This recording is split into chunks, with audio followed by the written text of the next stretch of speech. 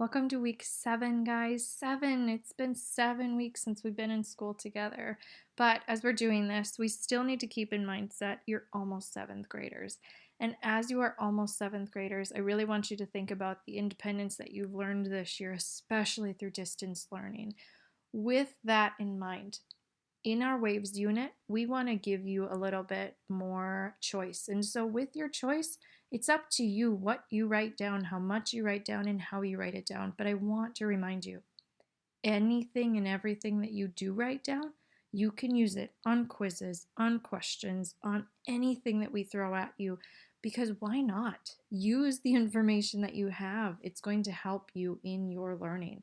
And so today specifically, we're focusing on transverse waves. Please have your learning logs out. And again, stop the video at any time so you can write down all the information. A transverse wave is a type of mechanical wave, at least the type we're going to talk about today. And so those are the waves, again, that need matter or a medium to travel. Again, from last week, a medium is going to be that solid, that liquid, that gas. If there isn't one in existence, this type of transverse wave is not going to move. For instance, an ocean wave, ripples in the water, and earthquakes. Light would be included in this as well. Another type of transverse wave will come at us later, and that's the electromagnetic wave. So do keep the types of pieces in the transverse wave in mind. This is what a transverse wave is going to look like. It's going to be that up and down or side to side motion, most specifically of an ocean wave that you can very easily see in your mind. Now, if it's kind of hard for you to picture an ocean wave, think of the ripple in the water of a river, or even in the bathtub. If that is hard to imagine, even though the next one might be even harder because we've been away from crowds of people for a long time, a stadium full of people doing the wave could also be considered a transverse wave. Transverse waves are energy causing the matter in the medium to move up and down or back and forth at right angles to the direction that the wave travels. Now that's cumbersome, but let's look at it. Again, it's just that motion of taking the entire piece of matter and moving it up and down. So it's taking the liquid of the ocean and moving it up and down. Let's break apart the pieces of a transverse wave. So in your learning log, please record a transverse wave. You don't need to write down the names yet. They're going to come at us, but I want you to please label them so that you have them for your reference. The highest point of our transverse wave is called the crest.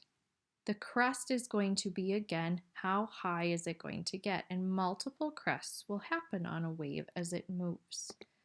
The lowest point of our wave is going to be called the trough.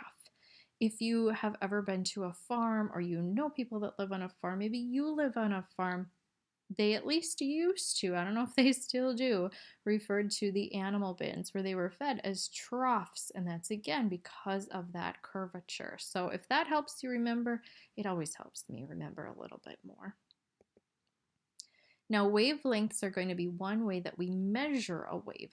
The wavelength is the horizontal distance either between the crests or the troughs of two consecutive waves.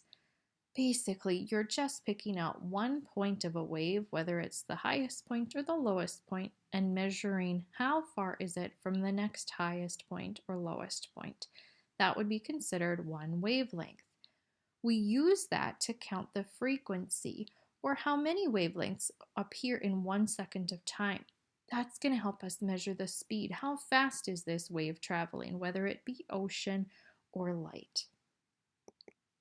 Now the amplitude is the peak, or the greatest value, either positive or negative, of the wave. It's the distance from this imaginary middle line, either to the highest point. What was that called again? Shout it out at me. Oh yeah, the crest.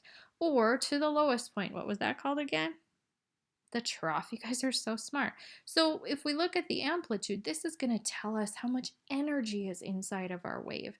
If we were measuring light, it would tell us how bright is that light bulb going to be if we were able to see those wavelengths.